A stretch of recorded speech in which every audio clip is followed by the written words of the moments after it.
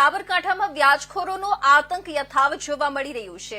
ઈડરના ફિંચોળમાં વ્યાજખોરોના ત્રાસને લઈ પરિવારની આત્મહત્યા થઈ હોવાનું સામે આવ્યું છે। આત્મહત્યા કરી હોવાનું સામે આવ્યું છે। પુત્રને કૂવામાં નાખી પોતે પણ મોતની છલાંગ લગાવી હોવાનું સામે આવ્યું છે। 5 વર્ષના માસૂમને કૂવામાં ફેંકી પોતે પણ મોતને વહાલું કર્યું છે। રાત્રિના સમયે પિતા પુત્રના મોતને લઈ ફાયર બ્રિગેડ ઘટના સ્થળે પહોંચી હતી। વ્યાજખોરોના ત્રાસને લઈ સાબરકાંઠામાં વધુ એક પરિવાર વિખેરાઈ ગયો છે। જાદર પોલીસ ઘટના સ્થળે પહોંચી તપાસનો ધમધમાટ શરૂ કર્યો છે। પિતા પુત્રના મૃતદેહોને પીએમ અર્થે સિવિલ હોસ્પિટલ ખસેડ્યા હતા। પિતા પુત્રના મોતના પગલે સમગ્ર ગામમાં શોકનો માહોલ છવાઈ ગયો છે। સાબરકાંઠા જિલ્લામાં દિન પ્રતિદિન વ્યાજખોરોનો ત્રાસ વધી રહ્યો છે, જેના કારણે ગામ નજીકના કૂવામાં પુત્ર સાથે પિતાએ જીવન ટૂંકાવતા સમગ્ર પંથકમાં ચકચાર મચી જવા પામી છે।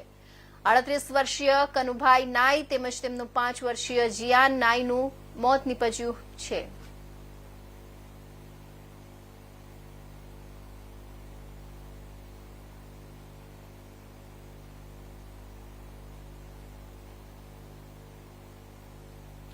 તો વાત